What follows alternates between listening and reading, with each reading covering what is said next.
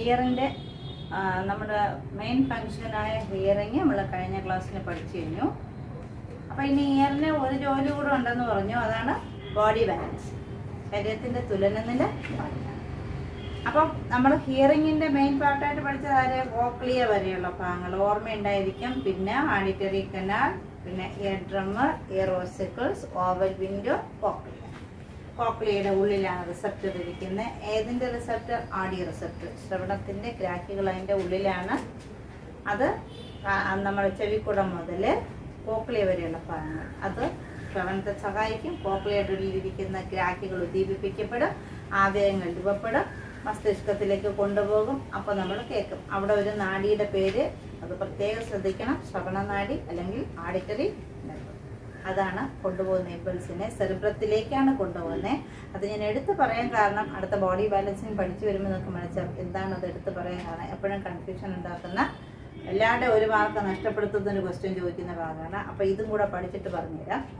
അപ്പോൾ അടുത്തത് body balance ചെയ്യുന്ന ഭാഗത്തെ എന്താണെന്ന് നമ്മൾ വിളിച്ചു? വെസ്റ്റിബുലർ അപ്പാരറ്റസ് നമ്മൾ സിമ്പിളായിട്ട് വിളിക്കുമ്പോൾ അതിനകത്ത് എന്തുണ്ട്? 3 സെമി സർക്കുലർ കനാൽ, അർദ്ധവൃത്താകാര കോയിലുകൾ, ഇങ്ങനെ 3 അതിൻ്റെ ചുവട്ടിലായിട്ട് എന്താ വെസ്റ്റിബ്യൂൾ എന്ന് പറയുന്നത്, വെസ്റ്റിബ്യൂൾ, യൂട്രിക്കിൾ എന്നൊക്കെ പറയുന്ന ചില ഭാഗങ്ങൾ. ഇതാണ് നമ്മുടെ ബോഡി ബാലൻസിന് സഹായിക്കുന്ന ഭാഗം.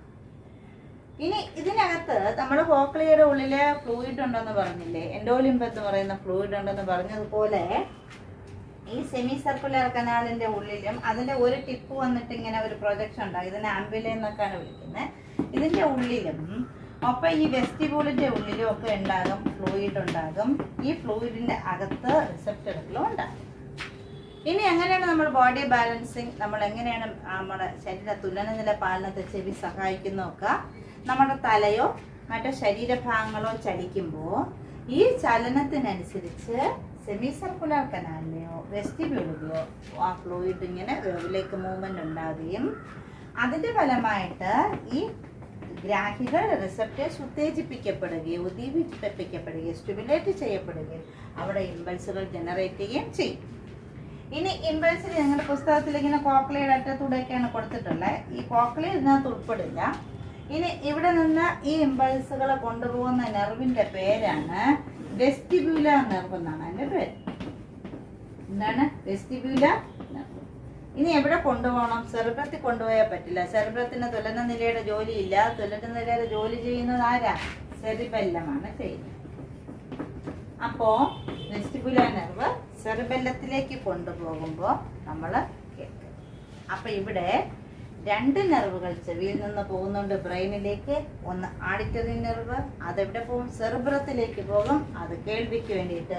വേറൊരു നെർവ് ചെവിയിൽ നിന്ന് പോകുന്നുണ്ട്, വെസ്റ്റിബ്യുലർ നെർവ്, അത് പക്ഷേ സെറിബെല്ലത്തിലേക്കാണ് പോകുന്നത് ബോഡി ബാലൻസിന് വേണ്ടിയിട്ട്. അതാണ് ഞാൻ പറഞ്ഞ ആ വ്യത്യാസം. വേർഡ് പേർ റിലേഷൻഷിപ്പിലൊക്കെ എപ്പോഴും ചോദിക്കും. ആഡിറ്ററി നെർവ് സെറിബ്രം ഡാഷ് സെറിബെല്ലം എന്ന് ചോദിക്കും. വെസ്റ്റിബ്യുലർ നെർവ് അല്ലെങ്കിൽ ഡാഷ് വെസ്റ്റിബ്യുലർ നെർവ് ഡാഷ് എന്ന് ചോദിച്ചാൽ നമ്മൾ സെറിബെല്ലം എന്ന് എഴുതണം. അപ്പോൾ ആഡിറ്ററി nerve carry symbols to the cerebrum for hearing, but vestibular nerve carry symbols to the cerebellum for body balance. അപ്പോൾ ഒരു ചെവിയിൽ നിന്ന് തന്നെ 2 നെർവ്, അതാണ് ഞാൻ പറഞ്ഞ ഒരു വ്യത്യാസം എന്ന് പറയുന്നത്. അപ്പോൾ ഇപ്പോൾ നിങ്ങൾക്ക് മനസ്സിലായിരിക്കും, according to movement head and body parts, the fluid inside the semicircular canal and vestibule wave-like movements occurs in the fluid and the receptors are stimulated, impulses get generated and these impulses are carried to the cerebellum by the vestibular nerve to keep body balance. അതായത് തലയുടെയോ ശരീരഭാഗങ്ങളുടെയോ ചലനത്തിനനുസരിച്ച് വെസ്റ്റിബ്യൂളിലെയും അല്ലെങ്കിൽ അർദ്ധവൃത്താകാര കോയിലെ ദ്രാവകത്തിന് ചലനം ഉണ്ടാകുകയും ഗ്രാഹികൾ ഉത്തേജിപ്പിക്കപ്പെടുകയും അങ്ങനെ ഉണ്ടാകുന്ന ആവേഗങ്ങളെ വെസ്റ്റിബ്യുലർ നാഡി തലച്ചോറിലെ സെറിബെല്ലത്തിലെത്തിക്കുമ്പോൾ തുലനനില പാലിക്കപ്പെടുകയും ചെയ്യും. ഇതാണ് നമ്മുടെ ബോഡി ബാലൻസ്. അപ്പോൾ നമ്മൾ സ്പീഡായിട്ട് വട്ടം കറങ്ങിക്കഴിഞ്ഞാൽ നമുക്ക് തല കറങ്ങുന്ന എന്താണ്, അതെന്തുകൊണ്ടായിരിക്കും എന്ന് നിങ്ങൾക്ക് ഏകദേശം ധാരണ. ഇപ്പം നമ്മളിപ്പോൾ ഓണക്കാലമൊക്കെയാണ്, വളരെ ഊഞ്ഞാലൊക്കെ ആയിട്ടുണ്ടാവും ഇല്ലേ? ചിലർക്ക് ഊഞ്ഞാലിങ്ങനെ സ്പീഡായിട്ട് കാണുമ്പോൾ തല കറങ്ങും. എന്താ കാരണം?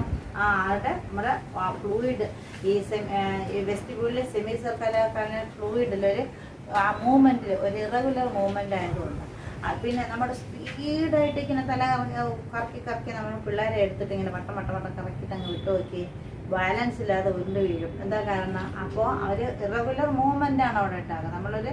ഒരു തുടർച്ചലനമാണ്, റിപ്പീറ്റ് മൂവ്മെൻ്റ്. പിന്നെ ആ ഫ്ലൂയിഡിൻ്റെ മൂവ്മെൻറ്റിൽ വരുന്ന ഒരു ക്രമരാഹിത്യം, ഇതൊക്കെ കൊണ്ട് സെറിബെല്ലത്തിൽ നിന്ന് മെയിൻറ്റെയിൻ ചെയ്യാൻ പറ്റാതെ ആ ഇമ്പൾസ് പോകുന്നതിൻ്റെ ഒരു ക്രമം തെറ്റിയും അപ്പോൾ നമുക്ക് ബാലൻസ് നഷ്ടപ്പെടുകയും ചെയ്യും. നമ്മൾ നോർമലായിരിക്കുമ്പോഴുള്ള കാര്യമാണ് പറഞ്ഞത്. ഇങ്ങനെയാണ് ബോഡി ബാലൻസ് കീപ്പ് ചെയ്യുന്നത്. അപ്പോൾ ഇതിനകത്ത് നമ്മൾ പ്രധാനപ്പെട്ട ബോഡി ബാലൻസിൻ്റെ ഭാഗങ്ങളാണ് പഠിക്കേണ്ടത്. Semi circular canal, vestibular otolithic organ എന്നും വെസ്റ്റിബുലർ അപ്പാരറ്റസ് എന്നൊക്കെ പഠിക്കും. നാഡിയുടെ പേര് വെസ്റ്റിബുലർ നാഡി, വെസ്റ്റിബുലർ നെർവ്. ഇനി പോകുന്ന മസ്തിഷ്ക ഭാഗം സെറിബെല്ലം. ഇത്രയാണ് ശരി. ഇനി ഞാൻ ഇടയ്ക്ക് എനിക്ക് പറഞ്ഞില്ല എന്ന് എനിക്കൊരു ഓർമ്മയുണ്ട്. The tube which connect the middle ear to the pharynx, ഗ്രസനിയുമായിട്ട് മധ്യകർണത്തെ ബന്ധിപ്പിക്കുന്ന ഒരു കുഴൽ ഉണ്ട്. അതിന് ഇതൊന്നുമല്ല അതിൻ്റെ ജോലി. It haves to maintain pressure on adjusted of the ear. കർണപടത്തിൻ്റെ ഇരുവശത്തുമുള്ള മർദ്ദം ക്രമീകരിക്കാൻ സഹായിക്കുന്ന ഒരു ട്യൂബുണ്ട്. ആ ട്യൂബിൻ്റെ പേരാണ് യൂസ്റ്റേഷ്യൻ ട്യൂബ്. യൂസ്റ്റേഷ്യൻ നാഡി എന്നാണ് അതിൻ്റെ പേര്. അപ്പം അതും കൂടെ പഠിച്ചുകൊള്ളണം. The tube which connect middle ear to the pharynx which haves to maintain the pressure on either side of the tympana. കർണപടത്തിൻ്റെ ഇരുവശത്ത് മർദ്ദം ക്രമീകരിക്കാൻ നമ്മുടെ തൊണ്ടയിലെ ഗ്രസനയുമായിട്ട് യൂസ്റ്റേഷ്യൻ ട്യൂബ് എന്ന് പറയുന്ന നാളി വെച്ചിട്ട് ബന്ധിപ്പിച്ചിട്ടുണ്ട്. അപ്പോൾ ഇയറിൻ്റെ ഫങ്ഷൻ മനസ്സിലായിരിക്കും. ഇയറിങ് തന്നെ ബോഡി ബാലൻസ് രണ്ടും പഠിച്ചു കഴിഞ്ഞു. അപ്പോൾ ഇനി അടുത്ത് നമുക്ക് പഠിക്കേണ്ടത്, ഇപ്പോൾ എത്ര സെൻസ് ഓർഗൻ പഠിച്ചു? ഐ പഠിച്ചു, ഇയർ പഠിച്ചു. ഇനി നമുക്ക് ബാക്കിയുള്ളത് ടങ്, നോസ്, സ്കിൻ. അപ്പോൾ ഇനി നമുക്ക് അടുത്ത് പഠിക്കേണ്ടത് ടങ് ആണ്. മൂന്നാമത്തെ സെൻസ് ഓർഗൻ ടങ്. ഏതാണ്? Sense of taste. നമ്മളെ രുചി തിരിച്ചറിയാൻ സഹായിക്കണം. ഏതൊക്കെ രുചികളാണ് നമ്മൾ തിരിച്ചറിയുക? Salt, sweet, sore, bitter. ഇതാണ് നമ്മൾ സാധാരണ പറയുന്ന ഉപ്പ്, പുളി, എരിവ്, മധുരം. പിന്നെ ഇതിനെല്ലാം പുറമെ ഇപ്പോൾ പുതിയ ടേസ്റ്റ് ഉമാമി എന്നൊരു ടേസ്റ്റ് ഉണ്ട്. എന്താണ്? നമ്മൾ മീറ്റ് ഒക്കെ കഴിക്കില്ലേ, ഫിഷ് മീറ്റൊക്കെ കഴിക്കുമ്പോൾ അതിൻ്റെ ഒരു, നമ്മൾക്കത് എങ്ങനെയെന്ന് പറയാൻ പറ്റില്ല. അതിൻ്റെ രുചി എന്താണെന്ന് വെച്ചാൽ നമുക്ക് പറയാൻ അറിഞ്ഞില്ല. എന്നാലും ആ മാംസമൊക്കെ ചവയ്ക്കുമ്പോൾ നമുക്കൊരു അനുഭവപ്പെടുന്ന ഒരു ഫീലിംഗ് ഉണ്ടല്ലോ, ടേസ്റ്റ്. അതാണ് ഉമാമി. പിന്നെ അടുത്ത് ലിപ്പിഡ്, കൊഴുപ്പ്, എണ്ണ ഒക്കെ വയ്ക്കുമ്പോൾ ഒരു പ്രത്യേക ടേസ്റ്റ്. അത് നമുക്ക് അതെന്താണെന്ന് പറയാൻ നമുക്ക് എക്സ്പ്രസ് ചെയ്ത് കാണിക്കാറുണ്ട്. എന്താണ് ആ ടേസ്റ്റിൻ്റെ പേര്? ഒലിയോ ഗസ്റ്റസ് എന്നാണ്. അതൊക്കെ പുതിയ ടേസ്റ്റുകൾ. അപ്പോൾ എന്തായാലും ഇപ്പോൾ ഉമാമി വരെ പഠിക്കണം. അപ്പോൾ ഏതൊക്കെയാണ് ടേസ്റ്റുകൾ? സാൾട്ട്, സ്വീറ്റ്, ബിറ്റർ, സോർ, ഉമാമി. ഇതൊക്കെയാണ് ഡിഫറെൻറ്റ് ടൈപ്സ് ഓഫ് ടേസ്റ്റ്, പലതരം രുചികൾ. ഇനി നമ്മൾ രുചി അനുഭവപ്പെടുന്നത് എപ്പോൾ? നമ്മൾ ഭക്ഷണ പദാർത്ഥം വായിലേക്ക് വയ്ക്കുമ്പോഴാണ് നമുക്ക് രുചി അനുഭവപ്പെടുന്നത്.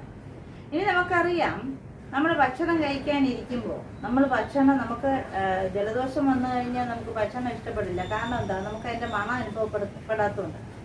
അപ്പോൾ ഒന്ന് നമ്മളുടെ ഭക്ഷണ സാധനത്തിൻ്റെ മണം, അല്ലെങ്കിൽ നമ്മൾ ഭക്ഷണ സാധനം കാണുക, അല്ലെങ്കിൽ നമ്മൾ ഭക്ഷണത്തെക്കുറിച്ച് ഓർക്കുക. ഇതൊക്കെ ചെയ്യുമ്പോൾ നമ്മുടെ വായിലേക്ക് വെള്ളം ഓറും അല്ലേ? ആ വെള്ളം എന്ന് പറയുന്നത് ഏതാ? ഉമിനീര്.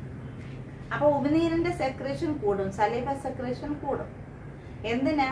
അപ്പോൾ അത് ആവശ്യമാണ്. ആ സലൈവ സെക്രേഷൻ അവിടെ കൂടേണ്ടത് നമുക്ക് ഡൈജഷന് ആവശ്യമാണെന്ന് നമുക്കറിയാം. അപ്പോൾ എന്തായാലും നമ്മൾ ഫുഡിൻ്റെ പ്രസൻസ് നമുക്ക് സലൈവ സെക്രേഷൻ കൂട്ടും. അപ്പോൾ നമ്മൾ ഫുഡ് വായിലേക്ക് വെച്ച് കഴിഞ്ഞാലോ സലൈവ സെക്രേഷൻ വല്ലാതെ കൂടുകയും ഈ ഫുഡ് നമ്മളിങ്ങനെ ചവയ്ക്കുന്ന സമയത്ത് സലൈവയുമായിട്ട് മിക്സ് ചെയ്യുകയും ചെയ്യും. ഇനി എന്ത് സംഭവിക്കും നോക്കൂ, നമ്മുടെ നാക്കിൻ്റെ ഉപരിതലത്തിൽ ചില പ്രൊജക്ഷൻസ് ഉണ്ട്, ചില ഉയർച്ചകൾ. ഈ ഉയർച്ചകളെ വിളിക്കുന്ന പേരാണ് പാപ്പില്ലകളെന്ന്. അപ്പം ടങ്കിൻ്റെ ഉപരിതലത്തിൽ കാണുന്ന ചെറിയ ചെറിയ ഉയർച്ചകൾ, ഇവരുടെ പേര് പാപ്പില്ല. ഈ പാപ്പില്ലയ്ക്കുള്ളിൽ ടേസ്റ്റ് ബഡ്സ് എന്ന് പറയുന്ന സ്വാദുമുകുളങ്ങളുണ്ട്.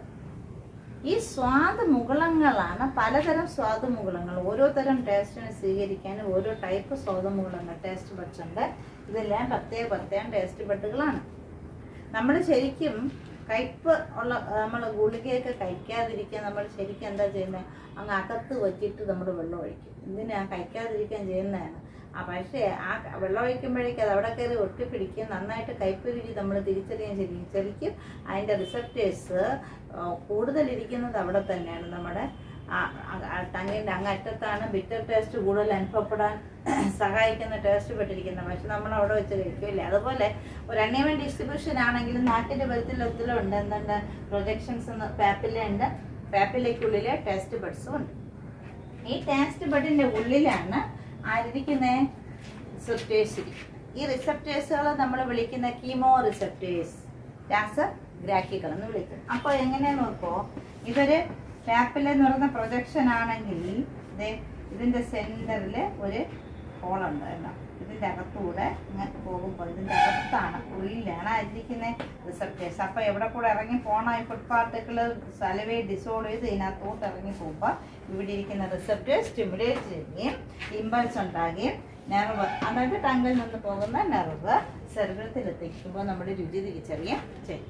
അപ്പോൾ നമ്മുടെ രുചി തിരിച്ചറിയുന്നത് എങ്ങനെ? ആദ്യം ഭക്ഷണം ഉമിനീരുമായി കലരുകയും സ്വാദുമൂലങ്ങൾക്കുള്ളിലെ രാസഗ്രാഹികളെ ഉത്തേജിപ്പിക്കുകയും അങ്ങനെ ഉണ്ടാകുന്ന ആവേഗങ്ങളെ നാഡി തലച്ചോറിലെ സെറിബ്രത്തിലെത്തിക്കുകയും നമ്മൾ രുചി തിരിച്ചറിയുകയും ചെയ്യും. എങ്ങനെ പറയുന്ന food particles dissolve in saliva, it stimulate the chemoreceptors inside the taste buds and impulses generated, they are transmitted to the cerebrum by the nerve and we can feel the taste. അത് flow ചാർട്ടാണ് കാണിച്ചിരിക്കുന്നത്. എങ്ങനെ food particles dissolve in saliva, chemoreceptors are stimulated, impulses are generated, carried by the nerve to the cerebrum and we feel the taste. ഇങ്ങനെയാണ് നമ്മൾ രുചി തിരിച്ചറിയുന്നത്. അപ്പം പലതരം രുചികൾ നമ്മൾ തിരിച്ചറിയുന്നത് ഈ ഇവരുടെ സഹായത്തോടെയാണ്, സലൈവയുടെയും കീമോറിസെപ്റ്റേഴ്സിൻ്റെയും നെർവിൻ്റെയൊക്കെ സഹായത്തോടെ. ഓക്കെ, അടുത്ത നാലാമത്തെ സെൻസ് ഓർഗൻ നോസ്. അപ്പം നോസ് ഏത് സെൻസ് എന്നറിയാലോ? Sense of smell. Good or bad, ഏത് സ്മെല്ലായാലും നല്ലതായാലും ചീത്തയായാലും നമ്മൾ ഗന്ധം തിരിച്ചറിയുന്നു. അപ്പം ഗന്ധം തിരിച്ചറിയുന്ന പറയുമ്പോൾ നമ്മളെ തൊട്ട് മുന്നിലിരിക്കുന്ന വസ്തുവിൻ്റെ മാത്രമല്ല നമ്മൾ ഗന്ധം തിരിച്ചറിയുന്നത്, കുറച്ച് അകലെ നിന്നുള്ള വസ്തുവിൻ്റെ ഗന്ധങ്ങൾ. നമ്മൾ ഫുഡൊക്കെ ഇപ്പം നമ്മൾ നടന്നു പോകുമ്പോൾ വഴിയേരിയ ഹോട്ടലിൽ നിന്നുള്ള ആ ഗന്ധം തിരിച്ചറിയും. നമ്മൾ വേണ്ട വേറൊരു സ്ഥലത്ത് ഇപ്പോൾ ഒരു പൂ വിരിഞ്ഞെന്ന് അതിൻ്റെ മണം തിരിച്ചറിയും. നല്ലതോ ചീത്തോ എല്ലാ ഗന്ധവും നമ്മൾ തിരിച്ചറിയും. എന്ന് വെച്ചാൽ അതിൻ്റെ അർത്ഥം ഈ അരോമാറ്റിക് പാർട്ടിക്കിൾസ് എന്ന് പറഞ്ഞാൽ ഗന്ധകണികൾ, അവയ്ക്ക് എയറിൽ ഡിസോൾവ് ചെയ്യാൻ പറ്റുമെന്നാണ്. അപ്പോൾ അവ എയറിൽ ഡിസോൾവ് ചെയ്ത് ഇങ്ങനെ എയറിലൂടെ നീങ്ങി നമ്മുടെ അടുത്തേക്ക് വരികയും നമ്മൾ ബ്രീത്ത് ചെയ്യുമ്പോൾ നമ്മൾ എയർ ഉള്ളിലേക്ക് എടുക്കുമ്പോൾ നമ്മുടെ നോസിൻ്റെ ഉള്ളിലേക്ക്, അത് നോസ്ട്രിൽസിൻ്റെ ഉള്ളിലേക്ക്, നാസാദ്വാരത്തിൻ്റെ ഉള്ളിലേക്ക് കടക്കുകയും ചെയ്യും. അങ്ങനെ കടന്നു കഴിഞ്ഞാൽ ഉള്ളിൽ കയറിയിട്ട് എന്ത് സംഭവിക്കും എന്നറിയാം? നോസ്ട്രിൽസിൻ്റെ ഉള്ളിൽ മ്യൂക്കസ് ഉണ്ട്, ശ്ലേഷ്മമുണ്ട്. Aromatic particles dissolve in mucus, ശ്ലേഷ്മത്തിലേക്ക് ഇങ്ങനെ ലയിക്കും. ആ ലയിച്ചിട്ട് ആ ഒരു രൂപത്തിൽ നമ്മുടെ നോസ്ട്രിൽസിൻ്റെ ഉള്ളിൽ ഓൾഫാക്ടറി റിസപ്റ്റേഴ്സ് ഉണ്ട്, ഗന്ധഗ്രാഹികൾ അല്ലെങ്കിൽ ഘ്രാണഗ്രാഹികളുണ്ട്. ഈ ഗ്രാഹികളെ ഉത്തേജിപ്പിക്കുകയും അപ്പോൾ അവിടെ ഇമ്പൾസ് ഉണ്ടാക്കുകയും ഈ ഇമ്പൾസുകളെ അവിടെ നമ്മുടെ ടങ്ങിന് പ്രത്യേകിച്ച് നെർവിൻ്റെ പേര് പഠിച്ചില്ല, പക്ഷെ ഇവിടെ പേരുണ്ട്, ഓൾഫാക്ടറി നെർവ് എന്നാണ് പേര്, ഘ്രാണനാഡിയാണ്. ഈ നാഡി സെറിബ്രത്തിലേക്ക് കൊണ്ടുപോകുമ്പോൾ we can sense the smell, നമ്മൾ ഏത് ഗന്ധമാണെന്ന് നമ്മൾ തിരിച്ചറിയും. അപ്പോൾ എങ്ങനെയാണ് സെൻസ് ഓഫ് സ്മെൽ? എങ്ങനെയാണ്? അരോമാറ്റിക് പാർട്ടിക്കിൾസ് ആദ്യം മലയാളത്തിൽ പറയാം. ഗന്ധകണികകൾ വായുവിൽ കലർന്ന് മൂക്കിനുള്ളിൽ പ്രവേശിക്കുന്നു, ശ്ലേഷ്മവുമായി കലരുന്നു. ഇനി ഘ്രാണഗ്രാഹികൾ അല്ലെങ്കിൽ ഗന്ധഗ്രാഹികളെ ഉത്തേജിപ്പിക്കുന്നു, ആവേഗങ്ങൾ രൂപപ്പെടുന്നു, ഘ്രാണനാഡി ആവേഗത്തെ സെറിബ്രത്തിൽ എത്തിക്കുന്നു, നമ്മൾ ഗന്ധം തിരിച്ചറിയുന്നു. So aromatic particles dissolved in the mucus inside the nostrils and olfactory receptors are stimulated, impulses get generated. These impulses are carried by the olfactory nerve to the cerebrum and we can feel the smell. നമുക്ക് ഏത് സ്മെല്ലാണെന്ന് തിരിച്ചറിയാം. അപ്പോൾ ഇനി നമുക്ക് common cold, when we suffer from common cold, നമുക്ക് food sense in the taste of food, നമുക്ക് food കഴിക്കണമെന്ന് തോന്നില്ല. നമുക്ക് we cannot feel the taste of food, നമുക്ക് ആ ഫുഡിൻ്റെ രുചി തിരിച്ചറിയാൻ പറ്റില്ല. നമുക്ക് ഭക്ഷണം കഴിക്കണമെന്ന് തോന്നുന്നില്ല. കോമൺ കോൾഡ് വരും, ജലദോഷം വരുമ്പോൾ എന്തായിരിക്കും കാരണം? അവിടെ ഒരു എക്സസ് സെക്രീഷൻ ഓഫ് മ്യൂക്കസ് ഉണ്ടാകുകയും ഓൾഫാക്ടറി റിസപ്റ്റേഴ്സ് എല്ലാം ബ്ലോക്കായി പോവുകയും ചെയ്യും. അപ്പോൾ അവിടെ ഗന്ധം തിരിച്ചറിഞ്ഞാൽ മാത്രമേ, ഈ ഗന്ധമാണ് നമ്മുടെ സലൈവേഷൻ കൂട്ടുന്നത്. അപ്പോൾ ഇവിടെ ഗന്ധം കിട്ടിയില്ലെങ്കിൽ സലൈവയുടെ സെക്രീഷൻ കുറയുകയും, സലൈവയിൽ ഫുഡ് പാർട്ടിക്കിൾ മിക്സ് ചെയ്താലേ അവിടുത്തെ കീമോ റിസപ്റ്റർ സ്റ്റിമുലേറ്റ് ആവും. അപ്പോൾ സലൈവയുടെ സെക്രീഷൻ കുറയുന്നതുകൊണ്ടാണ് നമുക്ക് രുചി അനുഭവപ്പെടാത്തത്, നമുക്ക് ഭക്ഷണം കഴിക്കണം തോന്നാത്തത്. അപ്പോൾ മ്യൂക്കസ് എക്സസ് സെക്രീഷൻ ആകുന്നതുകൊണ്ടാണ് സമയത്ത്. അപ്പോൾ ഇതാണ് സെൻസ് ഓഫ് സ്മെൽ. വളരെ എളുപ്പമാണ്. ഒരു ഫ്ലോ ചാർട്ട് ഇങ്ങനെ പഠിച്ചു വെച്ചാൽ നമുക്കിത് എക്സ്പ്ലനേഷനായിട്ട് എഴുതണമെങ്കിൽ ഇതിൽ നിന്ന് തന്നെ നമുക്ക് എഴുതാൻ പറ്റും, ഫ്ലോ ചാർട്ട് ഉണ്ടെങ്കിൽ ഇതിൽ നിന്ന് തന്നെ എഴുതാൻ പറ്റും. വളരെ സിമ്പിളായിട്ട് ഇത്രേ ഉള്ളൂ. ഇനി അടുത്ത സെൻസ് ഓർഗൻ എന്ന് പറയുന്നത് സ്കിൻ. അഞ്ചാമത്തെയും അവസാനത്തെയും സെൻസ് ഓർഗനാണ് സ്കിന്ന്. ഇതുവരെ പഠിച്ചത് eye, ear, tongue, nose. Last one skin, ത്വക്ക്. അപ്പോൾ ത്വക്കിലൂടെ നമ്മൾ ഏതൊക്കെ സെൻസുകൾ തിരിച്ചറിയും? വേദന അറിയാം, ചൂടറിയാം, തണുപ്പറിയാം, മർദ്ദം അറിയാം, ഒരാൾ തള്ളി നമുക്കറിയണ്ടേ, പിന്നെ സ്പർശനം അറിയാം. ഇതെല്ലാം നമ്മൾ ത്വക്കിലൂടെ തിരിച്ചറിയും. Pain, hot, cold, pressure, touch. അപ്പോൾ അതിൻ്റെ അർത്ഥം ഇതിനെല്ലാം സെപ്പറേറ്റ് റിസപ്റ്ററാണ്, സ്പെസിഫിക് റിസപ്റ്ററാണ്. പെയിൻ റിസപ്റ്റർ വേറെ, ഹോട്ട് റിസപ്റ്റർ, കോൾഡ് റിസപ്റ്റർ, ഇതൊക്കെ ഓരോന്നും പ്രത്യേക റിസപ്റ്റർ. ഓരോ സ്റ്റിമുലസിനെ സ്വീകരിക്കുന്ന വിവിധതരം റിസപ്റ്ററുകൾ നമ്മുടെ സ്കിന്നിലോട്ട് നീളം ഇങ്ങനെ ഡിസ്ട്രിബ്യൂട്ട് ചെയ്തിട്ടുണ്ട്. അപ്പം നമ്മുടെ സ്കിന്നിൻ്റെ എല്ലാ ഭാഗത്തും ഉണ്ടെങ്കിലും അതൊരു അൺഈവൻ ഡിസ്ട്രിബ്യൂഷനാണ്, ഒരു ഈക്വൽ ഡിസ്ട്രിബ്യൂഷൻ അല്ല. അത് ഒരു അൺഈവൻ ഡിസ്ട്രിബ്യൂഷൻ. അപ്പം ഒരു യൂണിഫോമിലി അല്ല അത് ഡിസ്ട്രിബ്യൂട്ട് ചെയ്തിരിക്കുന്നത്. ഇതിന് നിങ്ങളുടെ പുസ്തകത്തിലൊരു എക്സാമ്പിൾ കൊടുത്തിട്ടുള്ള മറ്റേ റീഫിൽ ഉണ്ടല്ലോ, പോയിന്റ് ടിപ്സ് ഉള്ള റീഫിൽ പെൻ, അതിൻ്റെ ടിപ്പ് വെച്ചിട്ട് നിങ്ങളുടെ ഫിംഗർ ടിപ്പിലും അതേസമയം അതുപോലത്തെ ഒരു റീഫിലിൻ്റെ ടിപ്പ് കൊണ്ട് റിസ്റ്റിലും ഒരേ സമയം ഇങ്ങനെ നിങ്ങൾ കുത്തി നോക്കാൻ ഒരു ഫ്രണ്ടിനോട് പറയുക. എന്നിട്ട് നിങ്ങൾ ശ്രദ്ധിക്കുന്ന ഏത് ഭാഗത്താണ് ഒന്നുകിൽ വേദനയായിരിക്കും, അല്ലെങ്കിൽ ഇത് സ്പർശിക്കുന്നതിൻ്റെ ഒരു എഫക്റ്റ് ഏത് ഭാഗത്തായിരിക്കും കൂടുതൽ അനുഭവപ്പെടുക എന്ന് പറയുമ്പോൾ ഫിംഗർ ടിപ്പിൽ തന്നെയാണ് കൂടുതൽ അനുഭവപ്പെടുക. റിസ്റ്റിനേക്കാളും ശരിക്കും നിങ്ങൾക്ക് അത് എന്ത് വസ്തുവാണ്, ഇത്ര ഷാർപ്പ്നെസ് അതിനുണ്ടെന്നൊക്കെ കൂടുതൽ നിങ്ങൾക്ക് ഒരു എഫക്റ്റ് തോന്നുക when we touch in fingertip. അപ്പോൾ അതിൽ നിന്ന് എന്ത് മനസ്സിലായി? Touch receptors are more in finger tips than the wrist. റിസ്റ്റിനേക്കാളും ഫിംഗർ ടിപ്സിലെ ടച്ച് റിസപ്റ്റേഴ്സ് കൂടുതലാണ്. അതാണ് കാരണം. അതുകൊണ്ടാണ് ബ്ലൈൻഡ് പീപ്പിൾ ഇങ്ങനെ ബ്രൈലി ലിപി അവർ ടച്ച് ചെയ്ത് വായിക്കുന്നില്ലേ, അവിടെ ടച്ച് റിസപ്റ്റേഴ്സ് കൂടുതലാണ്. അവരൊരു ഒരു റെഗുലർ ആയിട്ട് അങ്ങനെ ചെയ്യുന്ന ഒരു എക്സ്പീരിയൻസ് കൊണ്ട് അവരത് മനസ്സിലാക്കുകയും ചെയ്യുന്ന ബ്രൈലി ലിപി വായിക്കുന്നത്. അപ്പോൾ എന്തായാലും മൊത്തം റിസപ്റ്ററുകൾ ഉണ്ട്. ഇനി നമുക്ക് അതുപോലെ ഹോട്ട് റിസപ്റ്ററും കോൾഡ് റിസപ്റ്ററും ഒക്കെ അങ്ങനെ തന്നെയാണ്. നമ്മുടെ ഉള്ളംകൈയിലേക്ക് ചെറിയ ചൂടുള്ള സാധനമൊക്കെ നമ്മൾ തൊടും, അതേസമയം പുറത്തെ സ്കിന്നിലേക്ക് നമുക്ക് അത്രയ്ക്ക് അങ്ങോട്ട് തൊടാൻ പറ്റില്ല, അപ്പോൾ വഴിക്ക് പൊള്ളിപ്പോവും. അപ്പോൾ അതിൻ്റെ അർത്ഥം അവിടുത്തെ ഹോട്ട് റിസപ്റ്ററിൻ്റെ ഒരു ഡിസ്ട്രിബ്യൂഷൻ്റെ വ്യത്യാസമൊക്കെ തന്നെയാണ്. അപ്പോൾ റിസപ്റ്ററുകൾ ഈ ഒരു ത്രൂ ഔട്ട് ദ സ്കിൻ ഉണ്ടെങ്കിൽ പോലും ചിലയിടത്ത് ചില റിസപ്റ്ററുകൾ കൂടുതലായി കാണാം. അപ്പോൾ സ്കിന്നിലെ ഏതൊക്കെയുണ്ട്? Pain receptor, hot receptor, cold receptor, pressure, touch, ഇതിൻ്റെ എല്ലാം separate receptor for separate means specific receptor for specific stimulus. ഓരോ ഉദ്ദീപനത്തെ സ്വീകരിക്കാൻ അതാതിൻ്റെ റിസപ്റ്റർ. ഇതിൽ നിന്നെല്ലാം നെർവുകൾ, ഇങ്ങനെ നെർവുകളല്ല, ഇതൊക്കെ ശരിക്കും നെർവ് എൻഡിങ്ങുകളാണ്. ശരിക്കും ഗ്രാഹി, പെയിനിൻ്റെ ഒന്നും ശരിക്കും ഗ്രാഹിയായിട്ട് രൂപപ്പെട്ടിട്ടില്ല, അത് ന്യൂറോണിൻ്റെ എൻഡിങ്ങാണ്. അതിൽ നിന്ന് ആവേഗങ്ങൾ അങ്ങനെ പോയിക്കൊണ്ടിരിക്കുമ്പോഴേക്ക് അപ്പം നമ്മൾ ഇതെല്ലാം എവിടെ തന്നെയാണ് പോകുന്നത്? സെറിബ്രത്തിലേക്ക് തന്നെയാണ്. ഒള്ളി ഏത് മാത്രമാണ്? വെസ്റ്റിബുലർ നെർവ് മാത്രമാണ് സെറിബെല്ലത്തിൽ പോയേ, അത് ബോഡി ബാലൻസിൻ്റെ. ബാക്കി എല്ലാ സെൻസേഷൻ്റെ എല്ലാം എവിടെ തന്നെ പോകുന്നത്? സെറിബ്രത്തിൽ. അപ്പം ലാസ്റ്റ് സെൻസ് ഓർഗൻ കഴിഞ്ഞു സ്കിന്ന്. അപ്പം നമ്മൾ 5 സെൻസ് ഓർഗനെ കുറിച്ച് പഠിച്ചു. പിന്നെ നമുക്ക് മനുഷ്യൻ്റെ കാര്യമാണ് ഇത്രയും നേരം നമ്മൾ പഠിച്ച 5 സെൻസ് ഓർഗൻ. നമ്മുടെ മനുഷ്യൻ്റെ സെൻസ് ഓർഗനും അതിൻ്റെ പ്രവർത്തനം ഉപയോഗമൊക്കെയാണ് പഠിച്ചത്. ഇനി മറ്റ് ജീവികളിലുണ്ടോ എന്ന് നോക്കാം. മറ്റ് ജീവികളെല്ലാം നമ്മളെപ്പോലെ തന്നെ അവർ റെസ്പോണ്ട് ചെയ്യുന്നുണ്ട്. അവരുടെ ചുറ്റുപാടിനെ കുറിച്ച് അവർ അവെയറാണ്, അവർ ബോധവാന്മാരാണ്, അവർ റെസ്പോണ്ട് ചെയ്യുന്നുണ്ട്, പലതിനെ സെൻസേഷൻസ് തിരിച്ചറിയുന്നുണ്ട്. അപ്പം ഇവർക്ക് ചില ജീവികളുടെ മാത്രം, എല്ലാത്തിൻ്റെ ചില ജീവികളുടെ മാത്രം റിസപ്റ്ററുകളെ കുറിച്ചാണ് നിങ്ങൾക്ക് കൊള്ളി ഇവിടെ 4 പേരുടെ പഠിച്ചാൽ മതി. ഈ 4 പേരുടെ ഇത് എന്തായാലും ക്വസ്റ്റ്യൻ, അതിനകത്തുനിന്നൊരു ക്വസ്റ്റ്യൻ തീർച്ചയായിട്ടും ഉണ്ടാവും. പല രീതിയിലായിരിക്കും. ഒന്ന് ഫില്ല് ചെയ്യാനായിരിക്കും, അല്ലെങ്കിൽ മാച്ച് ചെയ്യാനായിരിക്കും, അല്ലെങ്കിൽ ഫങ്ഷനായിട്ടായിരിക്കും. എന്തായാലും വളരെ സിമ്പിളാണ് പഠിക്കാൻ. ഇതിനകത്ത് നിന്ന് ഒരു ക്വസ്റ്റ്യന് ഉറപ്പാണ്. അപ്പം നോക്കാം മറ്റ് ജീവികൾ. ഒന്നാമത്തെ പ്ലാനേറിയ യൂഗ്ലീന എന്നൊക്കെ പറയുന്ന മൈക്രോ ഓർഗാനിസമാണ്. അപ്പം ഇതിനെ ഐസ്പോട്ട്, അതിനെ മലയാളത്തിലും ഐസ്പോട്ട് എന്ന് തന്നെയാണ് പറയുക. അത് ഐസ്പോട്ട് എന്ന് പറയുന്ന ആ പേരിൽ തന്നെ അറിയാം ഏത് തിരിച്ചറിയും. To detect the presence of light. എന്തിനാണ് അവർക്ക് ലൈറ്റ്? യൂഗ്ലീന പ്ലാനേറിയയിലൊക്കെ ചെറിയൊരു ശതമാനം ഈ സസ്യങ്ങളെ പോലെ ചെറിയൊരു ഹരിതകത്തിൻ്റെ പ്രസൻസ് ഉണ്ട് അവരുടെ ബോഡിയിൽ. അപ്പോൾ അവയ്ക്ക് ആവശ്യമായിട്ടുള്ള ഫുഡ് അവർ തന്നെ ചെയ്യുന്നു ഫോട്ടോസിന്തസിസിലൂടെ. അപ്പോൾ ഈ പ്രകാശത്തിൻ്റെ സാന്നിധ്യം തിരിച്ചറിഞ്ഞ് അവിടേക്ക് പോകാൻ സഹായിക്കുന്ന ഒരു ഗ്രാഹ്യമുണ്ട്, റിസപ്റ്റർ. ഈ റിസപ്റ്ററിൻ്റെ പേരാണ് ഐസ്പോട്ട്. ഇനി ഷാർക്ക്, സ്രാവ് സ്രാവിന് ഹൈലി സെൻസിറ്റീവ് ആയിട്ടുള്ള ഓൾഫാക്ട് റിസപ്റ്റേഴ്സ് ഉണ്ട്. ഗന്ധം തിരിച്ചറിഞ്ഞ് ഇരപിടിക്കാനൊക്കെ പോകാൻ അതിനറിയാം, അപകടത്തിൽ രക്ഷപ്പെടാൻ അറിയാം. ഹൈലി സെൻസിറ്റീവ് ആണ് മണം പിടിക്കാൻ. അതിനേക്കാളും പ്രധാനം അതിൻ്റെ ലാറ്ററൽ ലൈൻ, പാർശ്വവര എന്ന് പറയുന്ന അതിൻ്റെ ശരീരത്തിൽ 2 ഭാഗത്തും കാണുന്ന വരകൾ പോലെയുള്ള പാർശ്വവര. ഈ വര ഉപയോഗിച്ച് it detect the change in the balance of body. അതിൻ്റെ ശരീരത്തിൻ്റെ ബാലൻസ് നിലനിർത്തിക്കൊണ്ട് പോകുന്നത് ഈ പാർശ്വവര വെച്ചാണത് ഡിറ്റക്ട് ചെയ്യുന്നത്.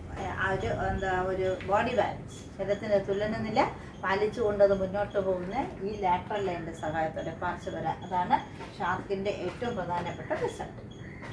ഇനി ഹൗസ് ഫ്ലൈ ഒമാറ്റീഡിയ, മലയാളത്തിലും എൻ്റെ പേര് ഒമാറ്റീഡിയ. എന്താണ് ഒമാറ്റീഡിയ എന്ന് പറഞ്ഞാൽ ഈച്ചയുടെ കണ്ണ് നമുക്കിപ്പോൾ 2 കണ്ണ്, ഓരോന്ന് സിംഗിളായിട്ടാണ് ഇരിക്കുന്നത്. അങ്ങനെ ഈച്ചയുടെ കണ്ണ് അങ്ങനെയല്ല. ഈച്ചയുടെ ഒരു കണ്ണിനകത്ത് തന്നെ 2000-ഓളം കണ്ണുകളുണ്ടെന്ന് പറയുന്നത്, 1000s of eyes. അതിൻ്റെ ഒരു ക്ലസ്റ്ററാണ്. ഇതിനെയാണ് നമ്മൾ ഒമാറ്റീഡിയ. അതിനകത്ത് നിറയെ photo receptors, millions of photo receptors ഈ 1000s of ഐയിലുണ്ടാവും. ഇതിനെല്ലാം കൂടെ കൂട്ടിച്ചേർത്തിട്ട് ഈച്ചയുടെ കണ്ണിന് ഒമാറ്റീഡിയ എന്ന് വിളിക്കും. നിങ്ങൾ മൊസൈക്ക് വിഷനൊക്കെ കേട്ടിട്ടുണ്ടായിരിക്കും. അത് കാണുന്ന അങ്ങനെ ഒരു വസ്തുവിനെ നന്നായിട്ടത് കാണും, പക്ഷേ അത് മുഴുവനായിട്ടല്ല, മുറിഞ്ഞ കഷ്ണമായിട്ടായിരിക്കും. അതിൻ്റെ ബ്രെയിനിൽ പോയിട്ട് അതെല്ലാം ഒന്നിച്ച് ചേർക്കാനുള്ള കഴിവൊന്നും അതിനില്ല. മുറിഞ്ഞ കഷ്ണം പോലെ ആയിരിക്കും കാണുന്നത്. ആ ഒരു രീതിയാണ് നമ്മൾ മൊസൈക്ക് വിഷൻ എന്ന് വിളിക്കുന്നത്.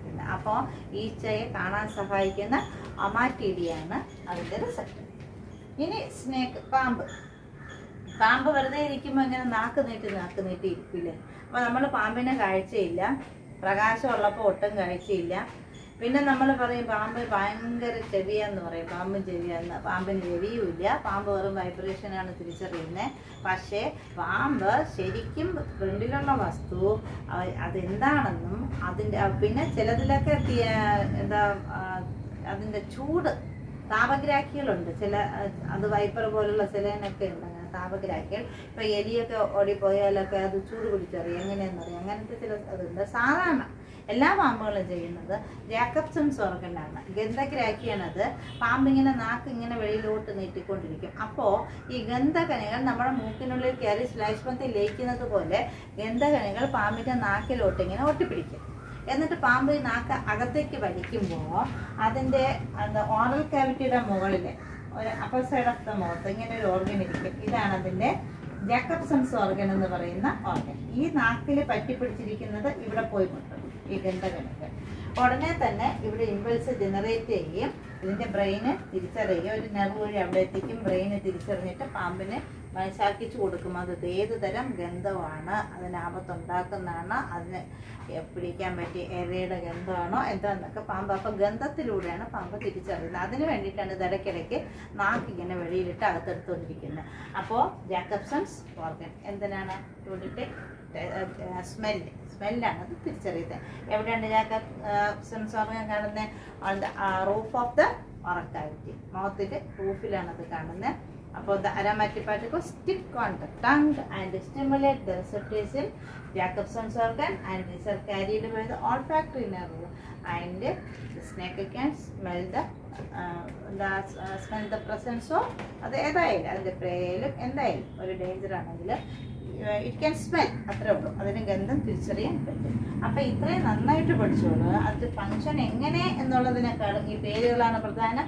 Planaria eyespot, shark lateral line, house fly ommatidia, snake Jacobson's organ. വെറും 4 സിമ്പിളായിട്ടുള്ള കാര്യം. വേഗത്തിൽ പഠിക്കുക. ഇതിനകത്ത് നിന്നൊരു ക്വസ്റ്റ്യൻ എന്തായാലും വരും, എപ്പോഴും ആവർത്തിച്ച് ചോദിക്കുന്ന ഒരു ഭാഗമാണ്. ഇനി മലയാളത്തിൽ സ്രാവിനെ പാർശ്വവര എന്നാണ് പറയുക. ബാക്കി എല്ലാ പേരുകളെല്ലാം അതേ പേര് എന്നാണ് മലയാളത്തിൽ പറയുന്നത്. അപ്പോൾ നമ്മൾ ഇതും കൂടെ ആകുമ്പോൾ ഈ ചാപ്റ്റർ അവസാനിച്ചു. അപ്പോൾ ഇതുവരെയുള്ളതെല്ലാം ഇതിനകത്ത് നമ്മൾ സെൻസ് ഓർഗൻസിനെ കുറിച്ച് തന്നെയാണ് ഫുള്ളായിട്ട് പഠിച്ചത്. ഇതെല്ലാം നിങ്ങൾക്ക് മനസ്സിലായിരിക്കുമെന്ന് വിചാരിക്കുന്നു. ഇനി ഇതിൻ്റെ എക്സസൈസും ബാക്കിയുള്ളതും സംശയങ്ങളും എക്സസൈസിനകത്ത് വരുന്ന ക്വസ്റ്റ്യൻസ് ഉണ്ടല്ലോ, അതൊക്കെ നമുക്ക് ചെയ്തു നോക്കാം. സൂം ക്ലാസ്സിൽ നമുക്ക് ചെയ്തു നോക്കാം.